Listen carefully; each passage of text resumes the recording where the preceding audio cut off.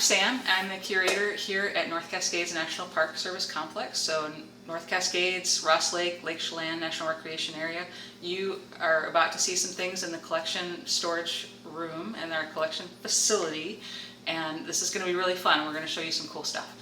So I'm rolling the storage. We have rolling collection storage in here because we have hundreds of thousands of objects in the collection. So this compresses it and makes it easy for us to store a bunch of stuff in a not very big space.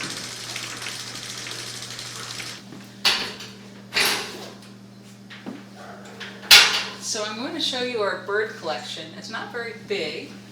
It was originally collected by ranger naturalists, the early rangers, who would take any opportunity to study life specimens. Here's a ruffed grouse, and part of bird specimen collection is it allows you to see the anatomy of the bird in a way that you wouldn't just when it's out running around. So you can see these beautiful little feet here, and they're so different on a predatory bird, where you have I'm going to show you this great horned owl, and you can see these serious claws. One of the things that's beautiful about owls is those little downy toes that they have. And then also a chance to see the skeleton of the bird, so you can see how very light these bones are, and the structure of those gigantic eye sockets.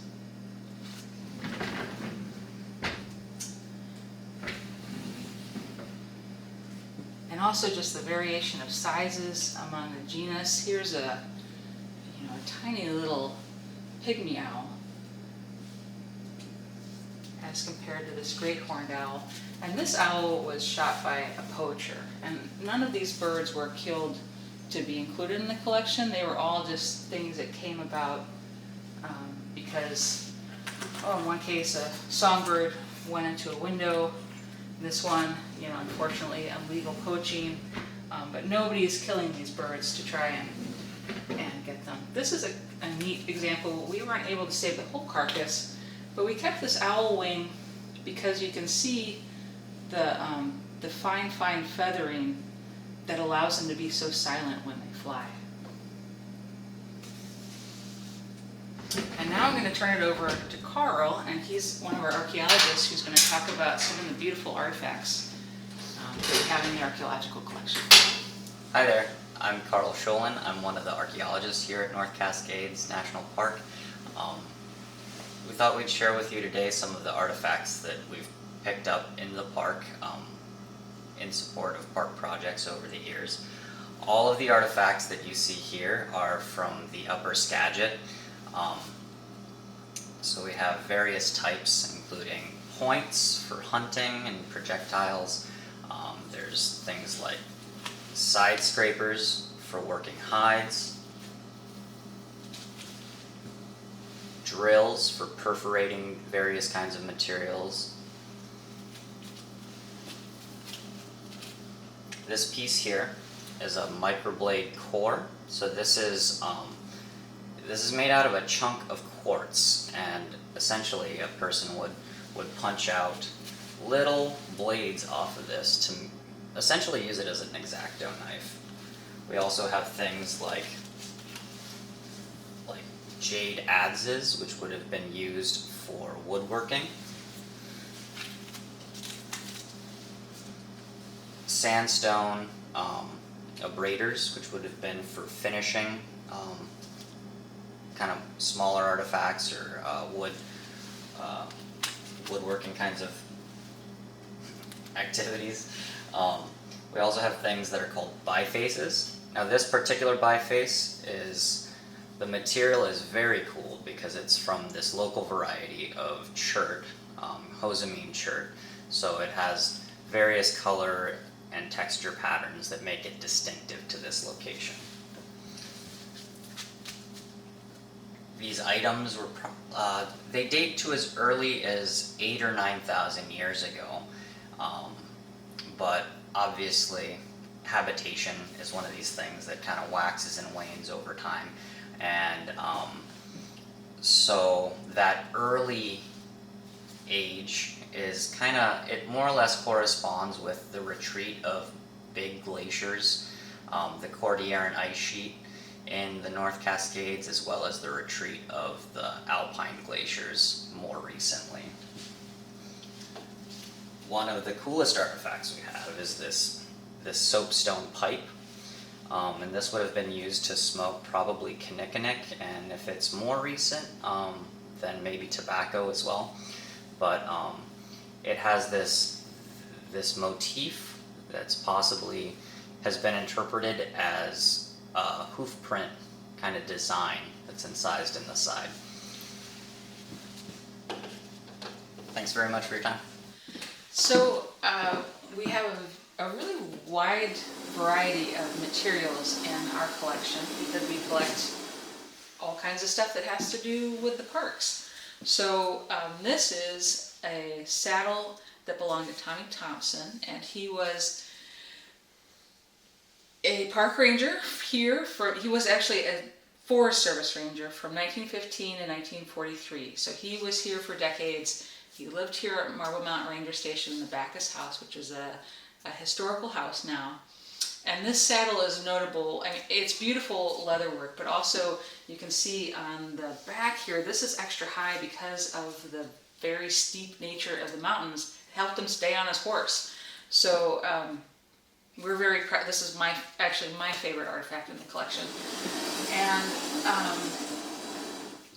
we also have, this is a mining blade from the Skagit Talc Mine, which is pretty close to Marble Mount. Because the stone is so soft, they could actually just use this blade to just cut chunks, and then they would float it down the Skagit River to port. These two artifacts are a sewing machine and a harp that came from the Davis family. They were early homesteaders in the upper Skagit area, and that belonged to Lucinda Davis, who I think she was sewing clothes for like 6 people, and before she had this sewing machine, she was doing it all by hand. And this harp was made by Glee Davis, her son, for his wife Hazel, because she wanted a harp, and he didn't have the money to buy her one, but he was really good at woodworking, and so he made her this harp. So that's always a favorite. People have seen that. We don't have a lot of ethnographic objects in the collection, but this is a hat that was given to the park by the Soxwell tribe a couple of years ago. They do an annual pilgrimage over the mountains, and one of their elders was having some difficulty, and a couple of our rangers went up to give them support, and so they gave things directly to the rangers in appreciation, and then a couple of things to our collection. And so this is really special to us because it's a representation of how we can help support the tribes and continue their relationship with the land. So one of the beautiful parts of this collection is the herbarium. It's important scientifically because it allows us to have a complete list of what plants occur in the park. And as you probably know, we have temperate rainforest, subalpine, and then the east side, which is kind of a really interesting mixed ecosystem. And the way that these plants are documented is that they're collected by botanists and pressed into these specimen sheets. So this one is a Thompson's clover, a trifolium. And they can be kind of bulky. This one's got a lot of leaves on it. But we have 9,000 of these, so they pack up small, but there is a lot of information in here, and it is decades and decades of collecting by botanists to help us understand this ecosystem better.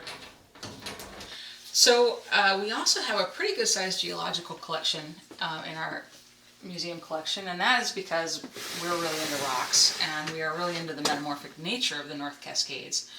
This is from the Roland Tabor collection, and that is it was collected by Roland Tabor and Ralph Hagerud when they were mapping all the formations of the North Cascades and Mount Baker, this whole Puget Sound area.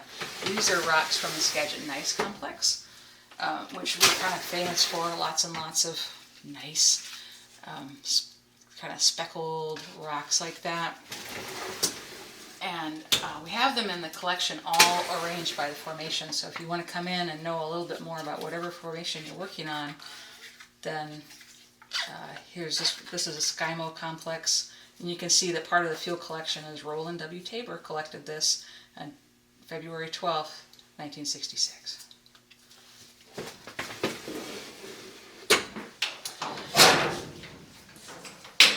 So in this cabinet we have some of our historical photographs, which is a resource that Washington National Parks Fund is doing a lot to help us digitize and make available online for folks. And we think there's some pretty great stuff in here. This is an album that came from Charles Hadd, who was a sourdough lookout. He was a fire lookout back when the Forest Service managed these lands. And they had, so they would send these guys up for about 3 months at a time and just like, here's your bag of beans, you know, here's, good luck, keep an eye out, you know, keep in radio contact. But people would come up and visit. This is from his family. And one of the things I love about these photographs is, I don't know if you can see this, but his mom is just like wearing regular shoes and somehow got all the way up Sourdough Mountain in those, which is just kind of nuts to me. And here is, there's only a couple on this page, but this is Sourdough Lookout, somewhere between 1936 and 1939. This is Black Giant Lookout, which isn't here anymore. And that's one of those reasons that those historical photographs are so great, is that sometimes they are documenting stuff that it doesn't exist anymore. So that's a huge resource for us, but also just a glimpse of, you know, of the past and how people have interacted with this landscape. And there's some really great photographs in here, so it's an exciting part of the collection. So one last bit I'm going to show you is part of the more technical part of our collection. And, you know, really, people ask where the museum is, and we kind of don't really have the museum. This collection really, more than anything, supports the functioning of the park and how we manage resources. And one of these things is the glacier monitoring photographs, which are, in my opinion, pretty beautiful. So we take these every year. We manage we keep track of how the glaciers are changing. And it can be a little difficult to access this collection. So we really focus a lot on digital access. So one of the ways is MP Gallery and making photographs available there, which you can see all these glacier monitoring photographs there. Another way is the Consortium of Pacific Northwest Herbarium, which is also online, has our complete herbaria, and there's also the NPS web catalog. So I really appreciate the time you guys gave me today. I hope that you think this stuff is as cool as I do, and I hope you enjoy the park. Get out there.